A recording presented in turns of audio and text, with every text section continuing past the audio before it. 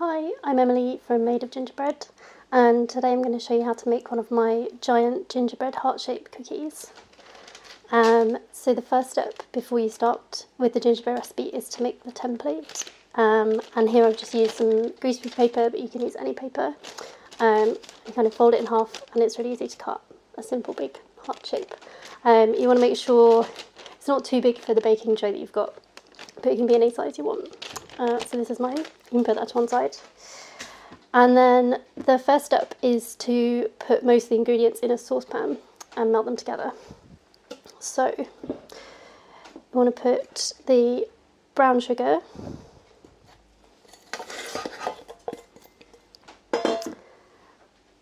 treacle,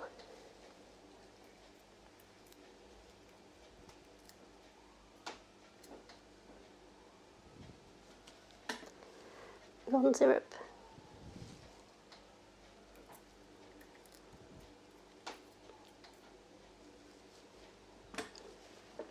and mixed spices. I use a mixture of ginger, cinnamon, allspice, nutmeg, but basically can be anything you want. It could just be ground ginger if you prefer. That goes in there. And then 50 grams or millilitres of just normal cold water. So we're going to put this on a medium heat and keep stirring until all the sugar has dissolved.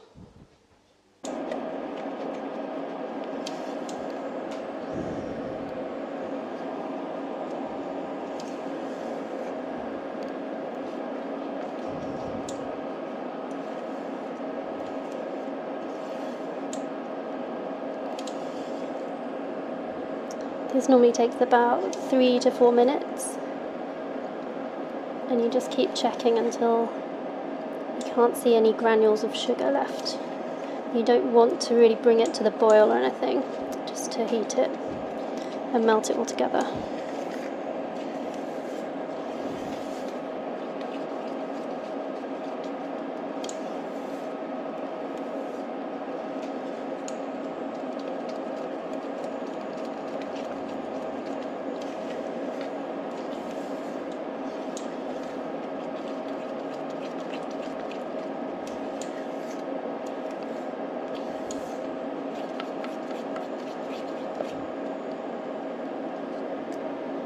That's about ready, I think.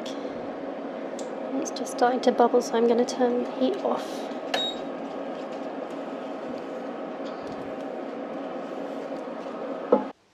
So I've transferred the mix to a stand mixer, but if you don't have one, literally just put it in a big bowl and use a wooden spoon for the next stage.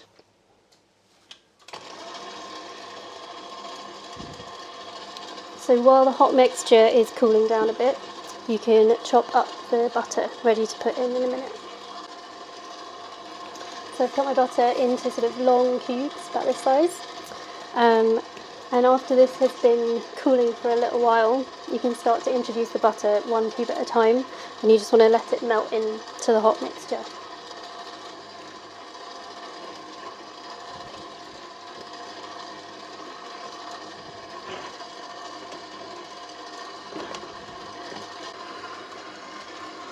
So I'm down to the last couple of pieces now. You can see it's kind of starting to get glossy and a bit thicker, and it's got to kind of holdable temperature now, which is perfect.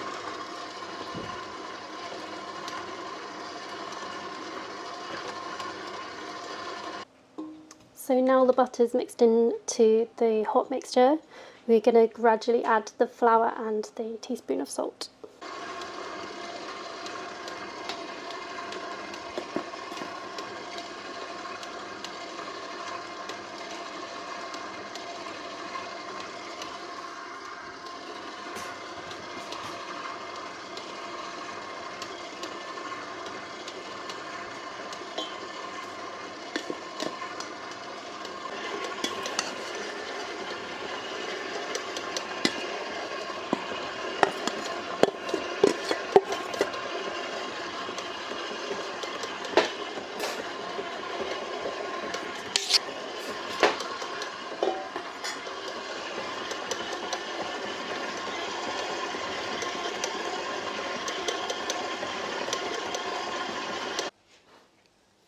So as you can see, it's come together into a dough.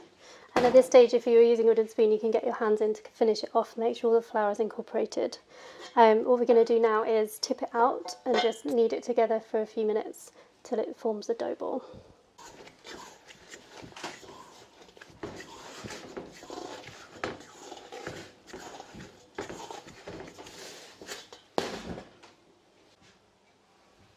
So you might need a little bit of extra flour with this bit.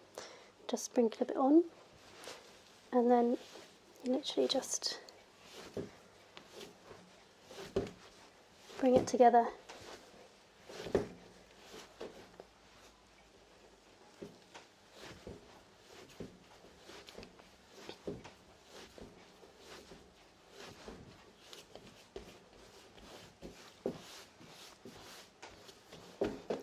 Till it looks like this. And now what we're going to do is wrap it in cling film, put it in the fridge for about 20 minutes until it's ready to roll out. So it's been about 20 minutes and the dough's come out of the fridge. It's just slightly firmer and easier to roll out. And so now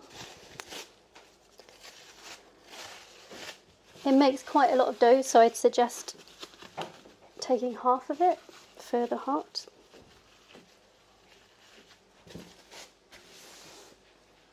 And you just want to bring it together again so it's a kind of even temperature, easy to roll. And now what I always do is roll directly onto the parchment paper, so you don't have to, because it's quite a soft dough, you don't want to have to move it around once you've cut your shape. So what I've got here, you get your sheet ready on the countertop and just place it anywhere in the middle. And then roll it out. So you might need a little sprinkling of flour to stop it sticking. And I just gently roll widthways first. And then you can turn the sheet so you're always rolling away from you. It's quite easy to control then.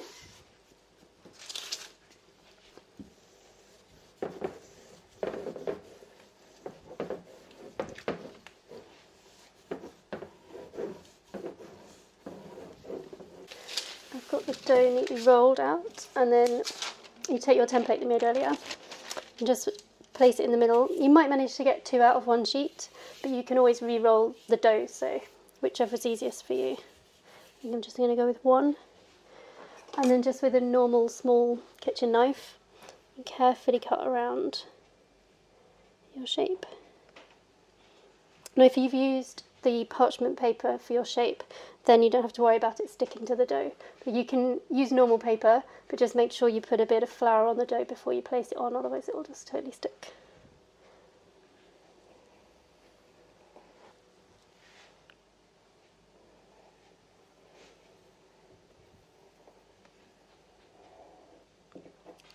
So then carefully lift your shape off, and then remove the excess from around the outside.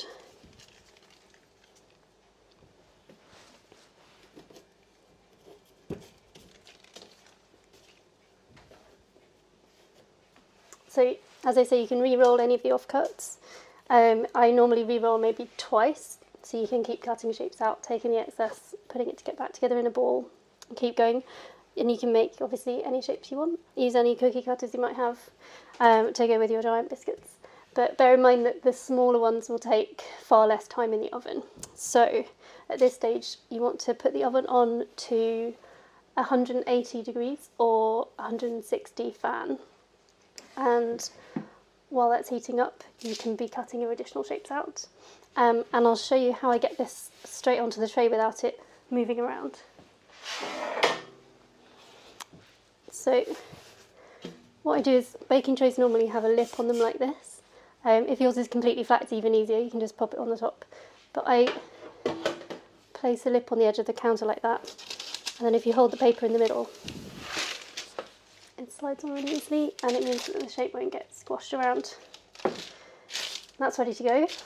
So then you put it in the oven, and for this kind of, you can see the thickness I've got there, it's about sort of just over 1/2 centimetre thick. This should take around 15 minutes in an oven, but you want to check that it's just evenly baked and not going too dark around the edges, and you know it's done. So it's out of the oven, and you can see it's sort of gone a slightly darker brown around the edge, but it's all evenly baked. So while that fully cools on the tray, we're going to make the decorating icing. And now for that, I normally use Royal Icing, which is just icing sugar mixed with egg white. But if you are allergic to eggs or you don't want to use eggs, there are some vegan alternatives. You can use the liquid from the can of chickpeas and mix that with the icing sugar, and it works just as well. And the reason I use Royal Icing is because it sets really hard, so you can make sure that anything you write or decorate on the biscuit will set, and so you can't sort of smudge it later on.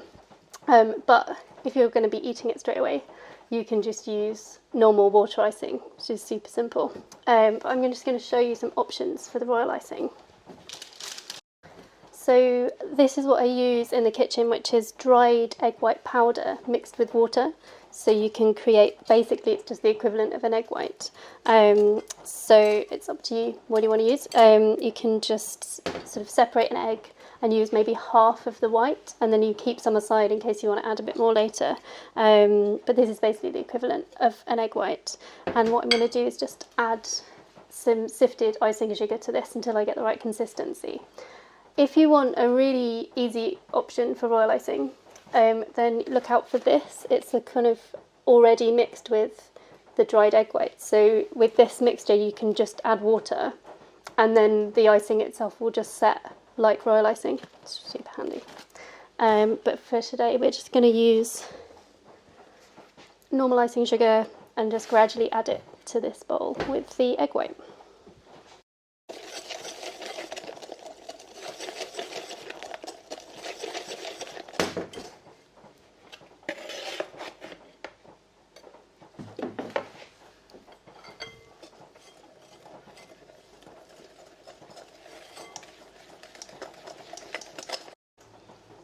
So we're about halfway, I'd say.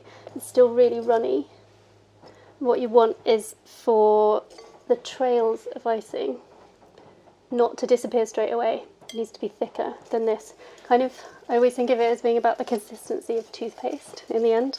That's when you know it's going to be nice and easy to pipe with, but it'll stay in the shape that you pipe it.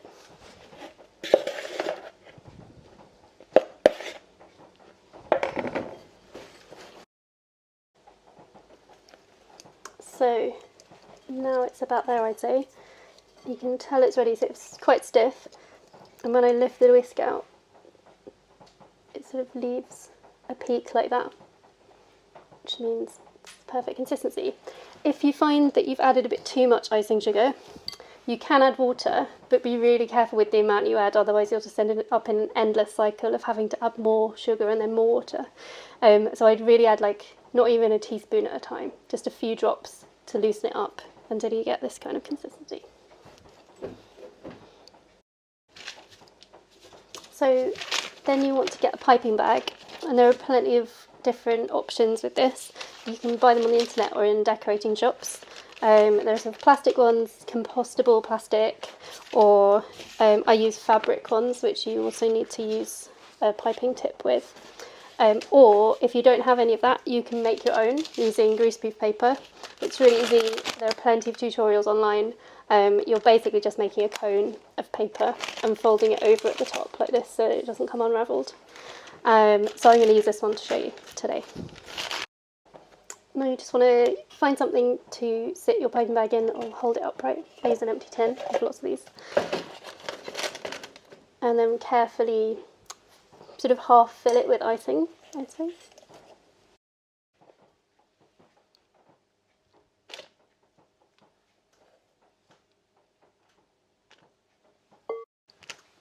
So I've sort of half filled it with icing. I'm just going to squeeze it down to the bottom and then twist the top together so that it can't all come out. And if you have leftover icing that you want to use later, make sure you cover it in cling film straight away with the cling film touching the surface, otherwise it will set in the air before you can use it. And obviously if you have any food colouring or something you want to add, then add it at this stage before you put it in the bag. So now we're ready to pipe onto the biscuit. With this piping bag you need to snip the end off to create the nozzle, and I'd always say start off smaller than you think you'll need, because then you can keep cutting more off and you don't want to cut off too much.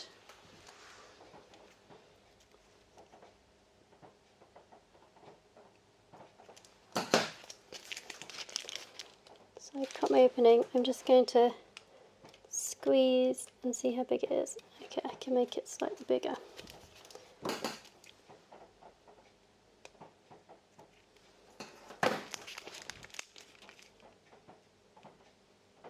Okay, that feels about right for the size that I like for the writing. So you can keep this as simple as you want, or go to town, obviously, with the decorating. I really like piping lines and dots and writing words with it, but if you want to just decorate it with sweets or other biscuits or anything you like, this is your opportunity to be creative. I'm going to maybe just do a border to start with. And just take your time with this. So I'm squeezing and actually lifting the bag quite high up away from the biscuit, which gives you quite a lot of control, because if I stop squeezing I can kind of move the line around before it hits the biscuit. So you can decide where to place it. It gives you more time. You don't want to be squeezing the bag really near the biscuit. So I've finished an outline and gone with a simple message with the writing on the inside. And if you've got any kind of sprinkles or sweets, then I think it's really nice just to put them all around the edge. Or even if you've got really tiny sprinkles, you can put them in a bowl and then pipe icing around the outside and just dip it as a nice edge all the way around. It's a really simple option, but it looks really colourful and lovely. I'm going to go with these pink and gold baubles.